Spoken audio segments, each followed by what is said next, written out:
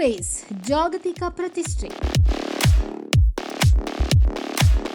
ವಿಶ್ವದ ಅತಿ ದೊಡ್ಡ ಫುಟ್ಬಾಲ್ ಹಬ್ಬವಾದ ಫಿಫಾ ವಿಶ್ವಕಪ್ 2026 ಇದೀಗ ಜಾಗತಿಕ ಅಭಿಮಾನಿಗಳ ಗಮನ ಸೆಳೆಯುತ್ತಿದೆ. ಫ್ರಾನ್ಸ್ ಮತ್ತು ಸ್ಪೇನ್ ತಂಡಗಳು ಪ್ರಶಸ್ತಿಗೆ ಪ್ರಮುಖ ನೆಚ್ಚಿನ ತಂಡಗಳಾಗಿದ್ದರೆ, ಅರ್ಜೆಂಟೀನಾ, ಇಂಗ್ಲೆಂಡ್ ತಂಡಗಳು ಕೂಡ ಬಲಿಷ್ಠ ಸ್ಪರ್ಧಿಗಳಾಗಿ ಪೈಪೋಟಿಗೆ ಇಳಿದಿವೆ. ಆದರೆ ಫುಟ್ಬಾಲ್ನಲ್ಲಿ ಕೊನೆಯ ಕ್ಷಣದವರೆಗೂ ಫಲಿತಾಂಶ ಏನಾಗಬಹುದು ಎಂಬುದನ್ನು ಊಹಿಸೋದು ತುಂಬಾ ಕಷ್ಟ ಎಂಬುದು ಕ್ರೀಡಾ ವಿಶ್ಲೇಷಕರ ಅಭಿಪ್ರಾಯ. ವಿಶ್ವದ ಬಲಿಷ್ಠ ಆಟಗಾರರನ್ನ ಒಳಗೊಂಡಿರುವ ಫ್ರಾನ್ಸ್ ತಂಡ ಪ್ರಶಸ್ತಿ ಗೆಲ್ಲುವ ಪ್ರಮುಖ ರೇಸ್ನಲ್ಲಿದ್ದರೆ, ಅತ್ಯುತ್ತಮ ಯುವ ಆಟಗಾರರ ಬಲದಿಂದಾಗಿ ಫ್ರಾನ್ಸ್ ಅಗ್ರಗಣ್ಯ ತಂಡವಾಗಿ ಗುರುತಿಸಿಕೊಂಡಿದೆ. ಹಾಲಿ ಚಾಂಪಿಯನ್ ಆಗಿರುವ ಲಿಯೋನೆಲ್ ಮೆಸ್ಸಿ ನೇತೃತ್ವದ ಅರ್ಜೆಂಟೀನಾ ಪ್ರಶಸ್ತಿ ಉಳಿಸಿಕೊಳ್ಳಲು ಹೋರಾಡ್ತಿದೆ.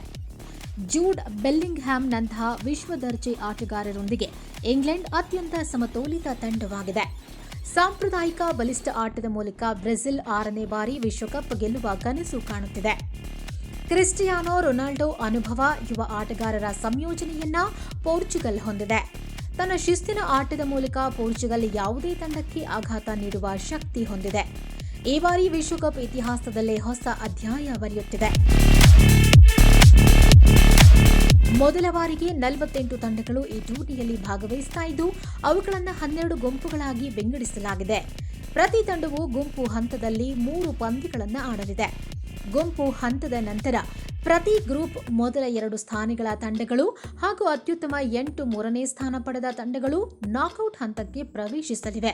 ಅಂದ್ರೆ ಒಟ್ಟು 32 ತಂಡಗಳು ಮುಂದಿನ ಹಂತಕ್ಕೆ ಅರ್ಹತೆ ಪಡೆಯುತ್ತವೆ.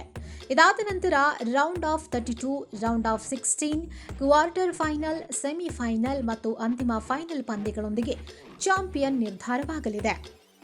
ಒಂದೇ ಸೋಲು ಕೂಡ ತಂಡದ ವಿಶ್ವಕಪ್ ಕನಸಿಗೆ ತೆರೆಯುವ ಸಾಧ್ಯತೆ ಇರುವ ಕಾರಣ ಪ್ರತಿಯೊಂದು ಪಂದ್ಯವೂ ಅತ್ಯಂತ ಮಹತ್ವದ್ದಾಗಿರಲಿದೆ.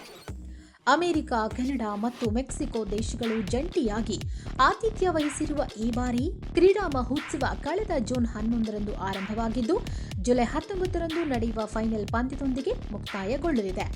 ಇದೀಗ ವಿಶ್ವದಾದ್ಯಂತ ಫುಟ್ಬಾಲ್ ಅಭಿಮಾನಿಗಳ ಮನದಲ್ಲಿ ಒಂದೇ ಪ್ರಶ್ನೆ ಎದ್ದಿದೆ: ಈ ಬಾರಿ ವಿಶ್ವಕಪ್ ಟ್ರೋಫಿಯನ್ನ ಎತ್ತಿ ಹಿಡಿಯುವ ತಂಡ ಯಾವುದು? ಫ್ರಾನ್ಸ್, ಸ್ಪೇನ್, ಅರ್ಜೆಂಟೀನಾ ಅಥವಾ ಇಂಗ್ಲೆಂಡ್, ಅಥವಾ ಇನ್ನೊಂದು ಅಚ್ಚರಿಯ ತಂಡ ಇತಿಹಾಸ ಬರೆಯಬಹುದೇ? ಉತ್ತರಕ್ಕಾಗಿ ಇಡೀ ಕ್ರೀಡಾ ಜಗತ್ತು ಕಾತರದಿಂದ ಕಾಯುತ್ತಿದೆ.